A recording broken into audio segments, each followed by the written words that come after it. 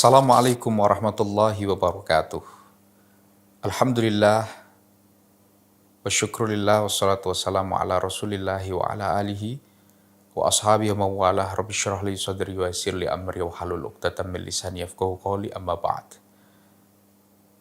Sahabat, kita sudah memasuki di segmen sabaran sahur bareng Ansor dalam rangkaian Ramadan Activity Ansor Podcast 2024. Dan dengan panduan Abu Hamid Al-Ghazali, ke depan kita akan menemukan manfaat-manfaat yang lebih banyak. Apa yang seharusnya kita lakukan sebagai pembentukan karakter kita di dalam keseharian, baik secara pribadi, sebagai seorang murid, sebagai seorang salik atau mencari Tuhan. Tentu mencari Tuhan ini dimaksud dengan ajaran-ajaran yang mungkin sebenarnya mengganggu kita, tetapi kita dituntut untuk menemukan kebaikan-kebaikan itu secara universal. Katakanlah ini sebagai bentuk kritis kita secara sederhana melalui lingkup keagamaan kita yang diajarkan oleh Imam Ghazali.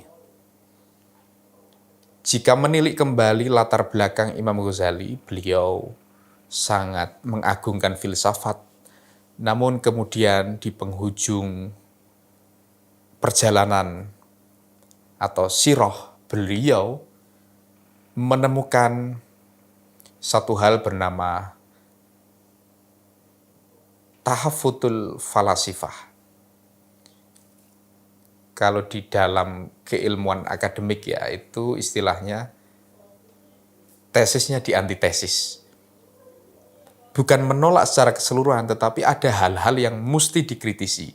Dan Imam Ghazali di dalam kitab Ayyuhal Walad, meskipun menjadi pedoman saku ya, buku saku bagi kita sebagai seorang salik, sebagai seorang murid, sebagai seorang kader, sebagai seorang manusia umum pada umumnya, untuk mencari kebenaran-kebenaran yang diterima oleh banyak kalangan.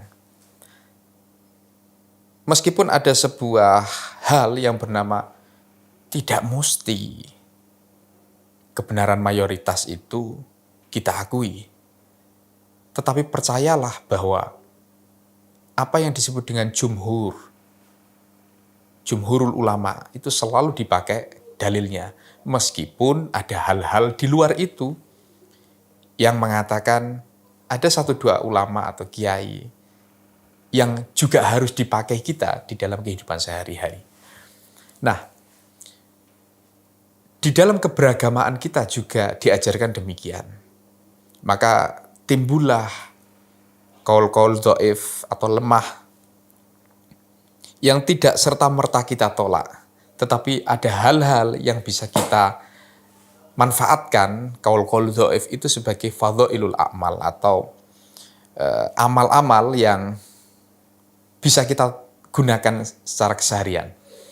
Nah, sahabat, dimanapun Anda berada, pada kesempatan kali ini, saya ingin mengangkat sebuah judul tentang ekstase karena Allah tidak dapat diperoleh dengan sekedar teori. Tentu kita akan kembali mengaca kepada kitab karangan Syekh Muhammad bin Ahmad Al-Ghazali At-Tusi tentang bagaimana Imam Ghazali ini mengajarkan kita tentang untuk kritis terhadap secara pribadi maupun sosial kita. Ada hal-hal yang mungkin ini kok tidak sesuai dengan keseharian kita. Maka tidak harus kita langsung menolaknya, tetapi di dalam Nahdlatul Ulama kita diajarkan tentang tabayyun, tentang klarifikasi. Ada banyak hal yang akan kita bahas sebenarnya, tetapi kita harus mengungkapnya secara sederhana sebagai bahan atau wacana kita di dalam berpikir tentang sehari-hari. Katakanlah ini adalah sebuah perenungan kontemplasi. Di era sekarang karena momentum kita kepada diri kita sendiri itu sungguh terbatas. Bagaimana kita mau tidur, bangun tidur, selalu memegang HP. Kadang HP itu juga diajarkan, menjadi ajaran gitu ya. Menjadi ajaran bagi kita. Dengan begitu jika kita tidak kritis maka generasi-generasi selanjutnya dari kita mungkin tidak lagi belajar dari seorang guru. Padahal itu sangat penting sekali, sahabat. Komunikasi verbal itu sangat penting sekali di dalam kehidupan kita. Dan itu diajarkan dari dulu sampai sekarang. Yang paling tawassut adalah biarkanlah generasi kita untuk memanfaatkan hal-hal digital, hal-hal dunia maya, tetapi toh begitu kita berikan panduan-panduan sebagai penerapan pendidikan karakter. Imam Ghazali di dalam kitab Ayyuhal Walad mengungkapkan, saya kutip, "Wa'lam anna ba'da masailika allati sa'altani anha la yastaqimu jawabuha bil kitabati wal qaul." Jadi Imam Ghazali ini berpesan kepada muridnya, ketahuilah wahai muridku, sebagian masalah yang engkau tanyakan padaku itu tidak akan terjawab secara gamblang hanya dengan tulisan dan ucapan. Artinya ilmu atau pengetahuan, knowledge dengan praktik ini memang benar-benar berkaitan. Para ulama mengatakan, para kiai mengatakan, al-ilmu wal amalu kami krotayil mikosi, ilmu dan amal itu sebagaimana gunting atau gunting ini kan ada dua ya, segandeng, satu gandeng ini ya, itu kan gunting. Jika hanya digunakan satu nggak bisa pakai memotong kertas.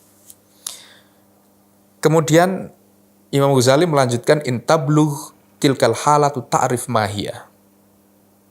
Jika kondisi tersebut telah sampai kepadamu, maka engkau akan mengerti apa itu sebenarnya. Wa illa fa'ilmuha minal mustahilat li'annaha dzauqiyah. Jika belum datang kepadamu, maka mengetahui hal tersebut tidak mungkin atau hal-hal mustahil yang akan kamu temukan. Karena masalah tersebut termasuk urusan dzauqiyah atau bersifat urusan rasa. Ketika kita memperoleh pengetahuan baru, yang perlu kita lakukan adalah mempraktekannya. Bagaimana anak kecil kita ajari untuk melakukan sesuatu tanpa mereka mempraktekkan sendiri, mustahil untuk bisa dilakukan. Karena pengetahuan itu sifatnya dzauqiyah, apa yang disampaikan oleh Imam Ghazali di situ. Wa kullu ma yakunu dzauqiyan la yastaqimu wasfuhu bil qawli kahalawatil hulbi wa mararatil murri. Karena semua yang bersifat rasa atau dzauqiyah itu tidak bisa kita sifati dengan ucapan saja. Seperti halnya kita merasakan kahalawatil hulwi, kita merasakan manisnya sesuatu, hal-hal yang manis. Kita tidak bisa merasakan ini manis ini. Tanpa merasakan, ya, kita tidak bisa merasakan kalau itu manis. Atau mararatil mur, atau ini pahit. Hanya teori, tapi tanpa kita rasakan, maka kita tidak akan merasakan kalau itu namanya pahit. Nah, itulah yang kemudian di judul ini kita berikan judul tentang ekstase, karena Allah tidak dapat diperoleh dengan sekedar teori. Jadi hal-hal kritis di dalam keseharian kita itu banyak sekali. Hanya saja untuk melakukannya kadang sulit. Bicara mengenai saleh sosial dan spiritual, maka spiritual kita ini adalah di dalam ruang kepribadian kita, yang mungkin tidak perlu kita gembar-gemborkan, keluar-keluarkan ke sana kemari. Dan saleh spiritual ini akan tergambar ketika kita masuk di dalam saleh secara sosial. Orang baik, orang buruk, orang setengah baik, dan lain sebagainya. Di dalam pernyataan Imam Ghazali, beliau memberikan sebuah kisah tentang kama hukiya anna aininan kataba ila sahibin lahu an arifni ladzatal mujama'ati kaifa takun. Ada sebuah kisah tentang seseorang yang impoten mengirim surat kepada sahabatnya yang berisi tentang beritahulah aku, arifni ladzatal mujama'ah. Beritahu aku tentang kenikmatan bergaul dengan seorang istri. Kaifa takun? Bagaimana itu? Kemudian sahabatnya menuliskan surat jawaban yang isinya adalah, ya fulan, inni kuntu hasibtu ka'inninan faqat. Wahai kawanku, kukira kamu itu hanya impoten. Wal ana araftu annaka inninan wa ahmak. Tetapi sekarang aku bisa menvonis kamu bukan hanya impoten tapi juga gila gitu kan ya. Jadi lewat cerita saja. Inilah yang ditulis oleh Imam Ghazali di dalam suratnya yang kemudian menjadi sebuah kitab panduan sederhana tetapi isinya sangat padat seperti halnya Ihya dan lain sebagainya. Ada banyak sekali tentang judul-judul yang ada di dalamnya. Kita akan melanjutkan kembali di sabaran berikutnya. Wallahul muwaffiq. Assalamualaikum warahmatullahi wabarakatuh.